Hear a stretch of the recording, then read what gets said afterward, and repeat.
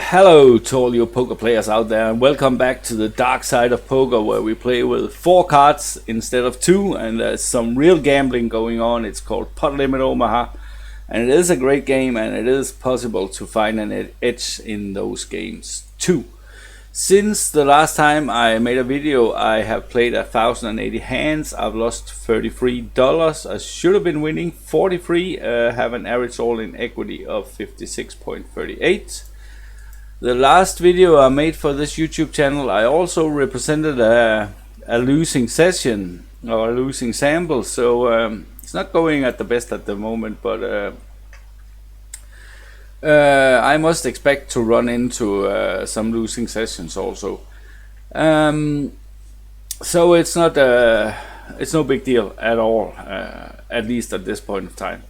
And after all, it's just a process of learning and getting better. So as long as we play the spots correctly, then I can't do much more than that.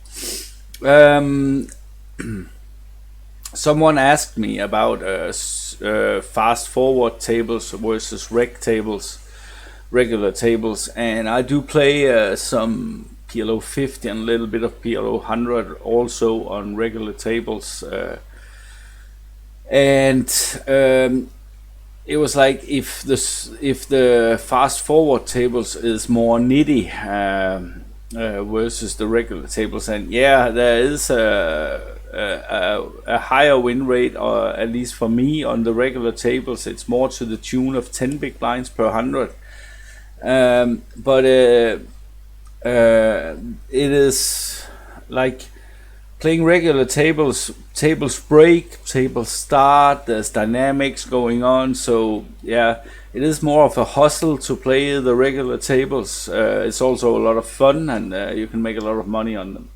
I think the fast forward games is quite a good training ground for someone who is coming in and trying to learn PLO and really work hard on the game, because you can get a lot of hands in pretty quick and try to figure out different spots.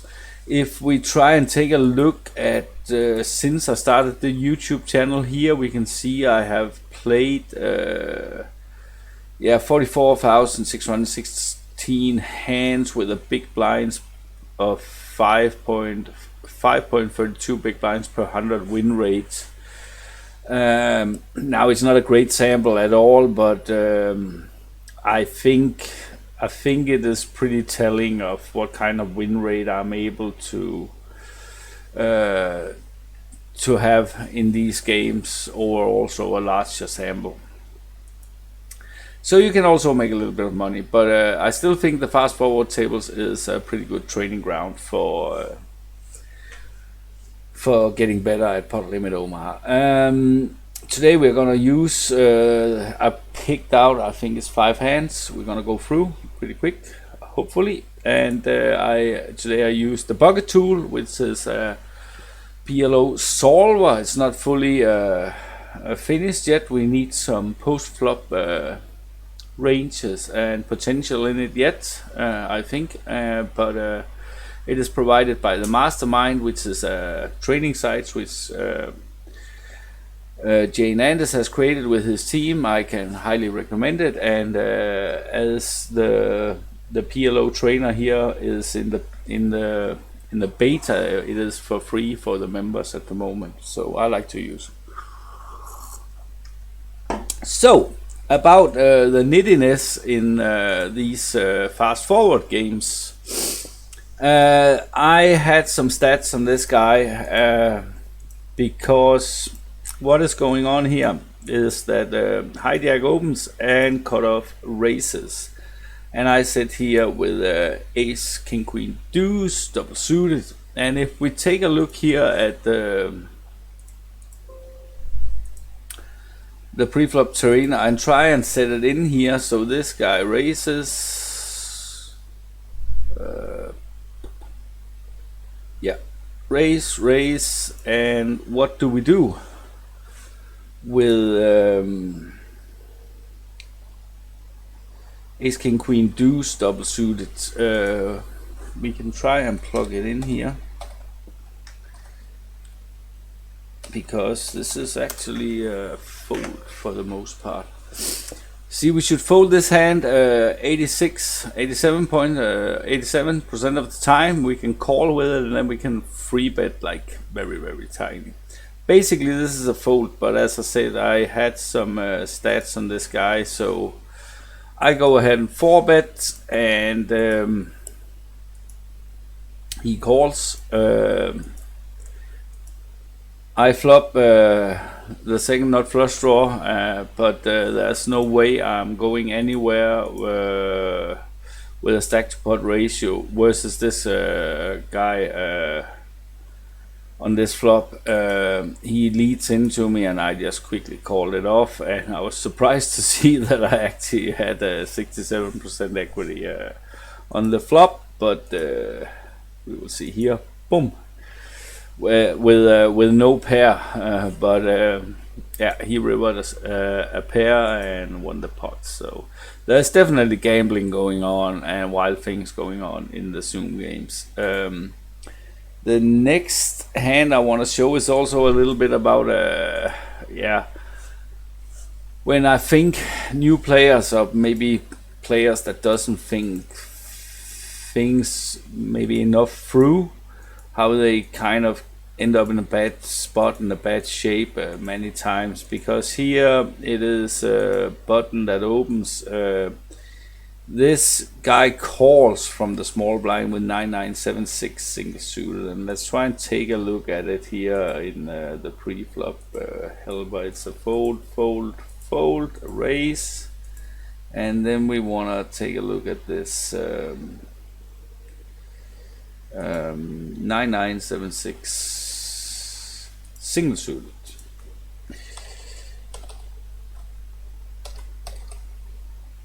And it is a fold basically 100% of the time.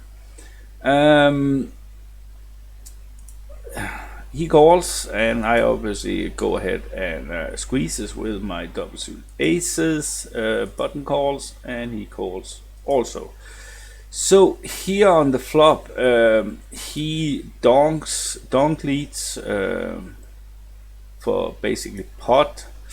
I flop like a gut shot and the nut flush draw and an overpair, so I just rejam it and get the money in, because there's not much. I don't think there's not much reason to just call here and let this guy kind of decide what to do. Because if he jams, I'm gonna call anyway, and yeah, money is going in at some point. And he calls it off, and he has 42% equity, and this is what happens, right? It's not the most terrible thing in the world to get it in with 42% equity, but playing a hand you should never have played in the first place, and then you end up being a slight dog on the flop is, in my opinion, not a good situation, and probably will lead to some kind of bad beat history when he sits with his friends and whine about this river here, where I river the nut flush on the turn. He has 53% equity, because you do flop two pair here on the flop, right? And again, if we take like the hand when it is played and put the game tree up, like a call, raise, call, and what do we do here?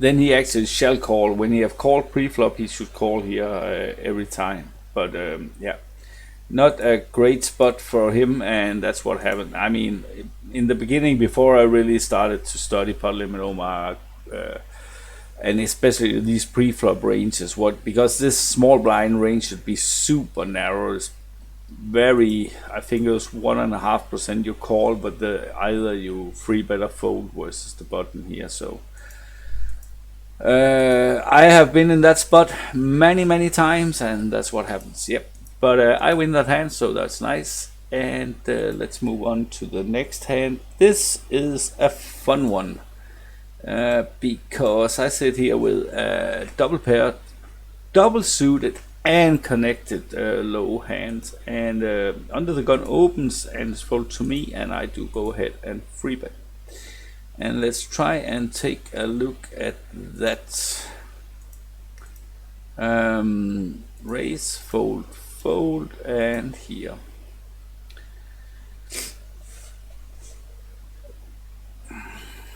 We sit with 6-6-5-5, double suited, and we can see here it is actually a free bet every time. What happens is that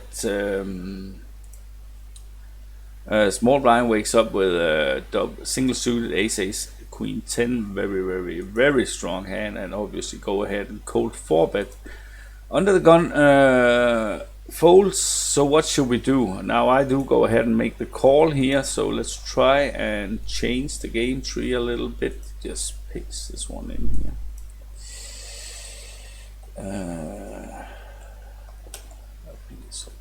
So yeah.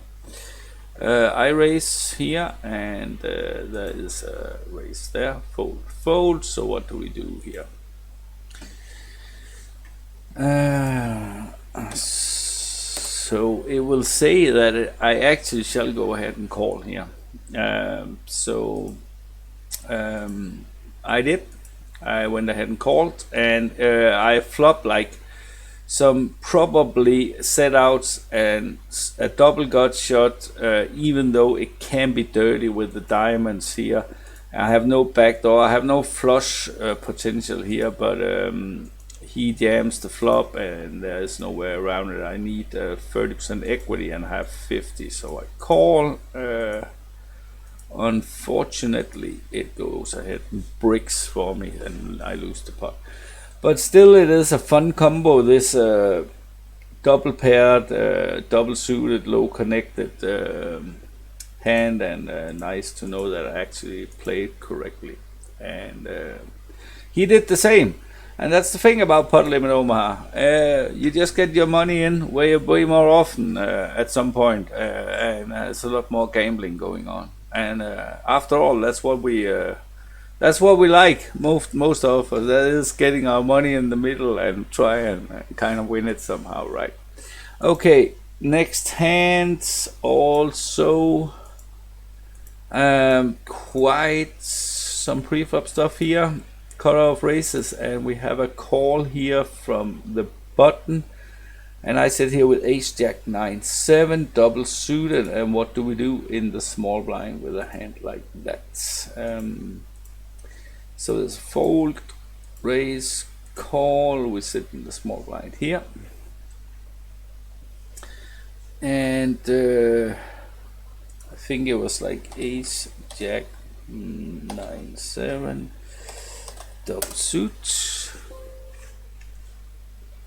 and we can see here basically it's 100% of the time we free bet squeeze with this hand. Ace jack 9-7 double suited, yeah, and that was what I did. And what happens here? Cutoff goes ahead and 4-bets. And the button folds, and I go ahead and fold, and that is a mistake. Just change the game tree here a little bit. Small blind raises, big blind folds, cut off 3-bets, and button folds. And what do we do with this hand here? We call 100% of the time.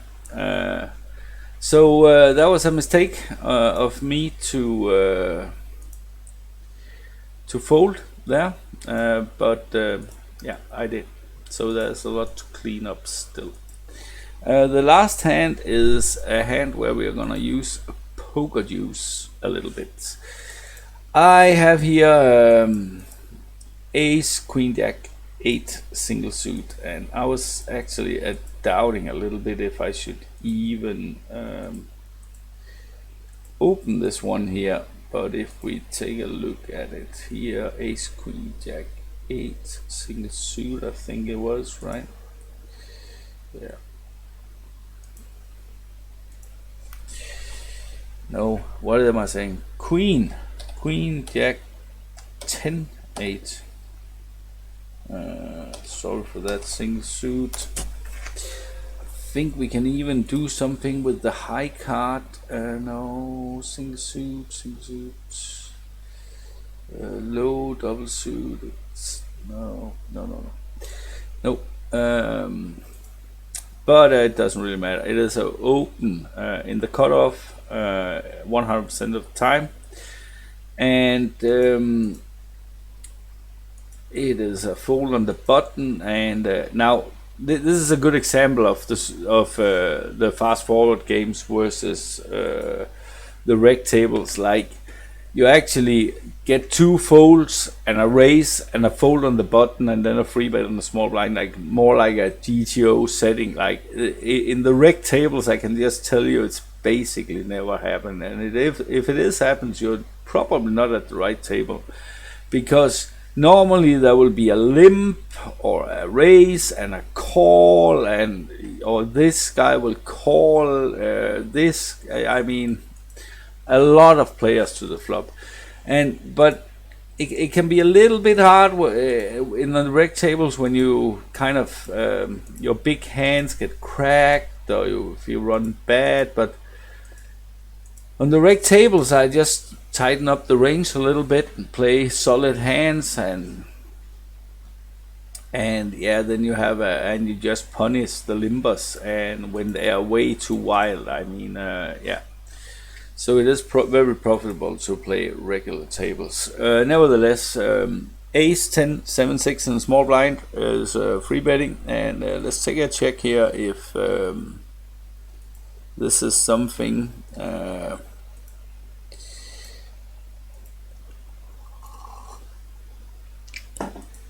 you actually should do.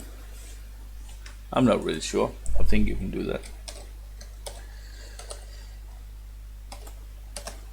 Double suit. Yeah, it's a free bet 78% of the time. Then you can actually call with it the rest of the time. So nothing wrong there. And I go ahead and make the call. And we can also check for that fold cutoff down. So back to the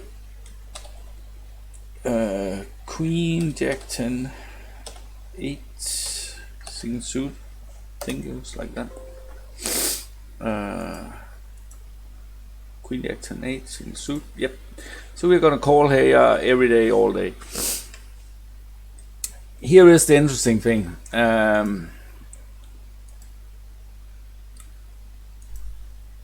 If we take and put this hand into poker deuce,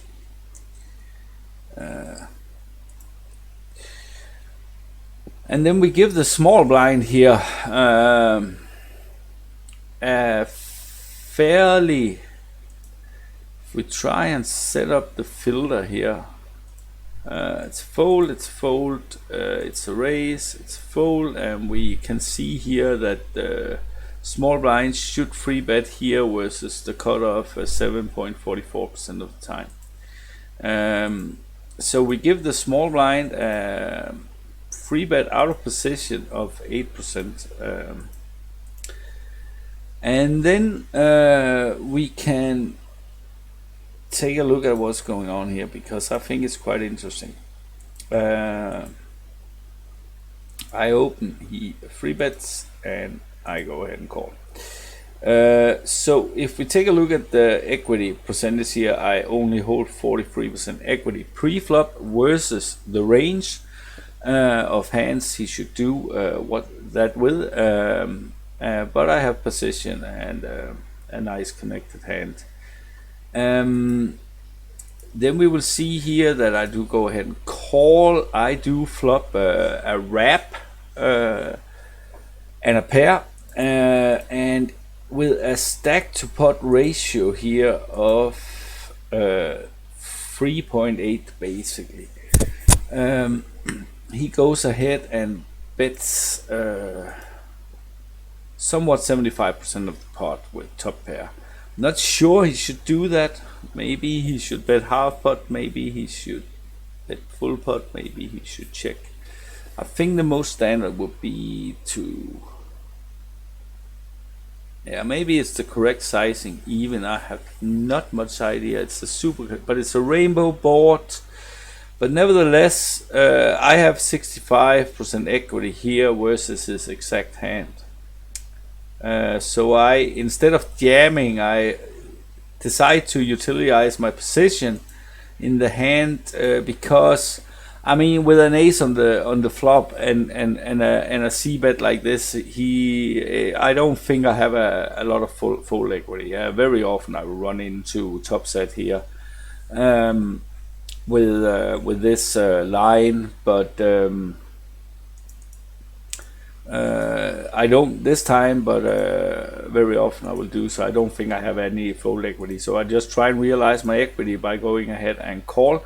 But the thing is that if we take a look at here, I have 65% equity versus his exact hand, and here in Poker Juice we can see versus the range I have 60% equity. I think that's quite interesting, that it actually goes out so accurately. So I go ahead and call.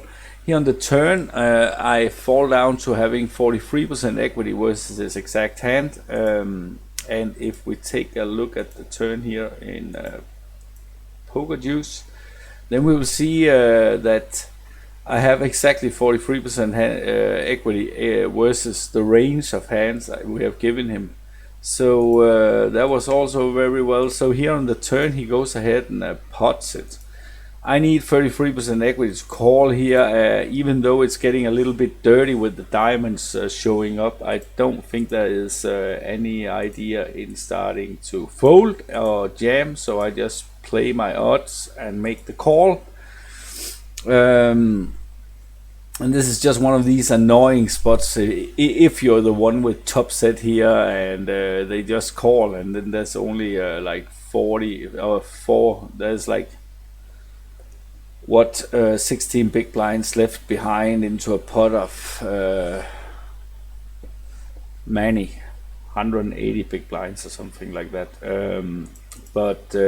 Yeah, that was the way I played it. On the river I make a straight, even though it's only the second not straight. There's no reason to fold here, and he goes ahead and jams the last money in, and I win the hand. So just you don't always have to jam flops and try and utilize fold equity here. We can also just play the odds sometimes, and when he fires the second barrel, it's a very credible line he represents. But again, just play the odds sometimes. Sometimes you should also raise and try and get some fold equity. Yeah, I chose just to call and river a straight and got lucky and got it in.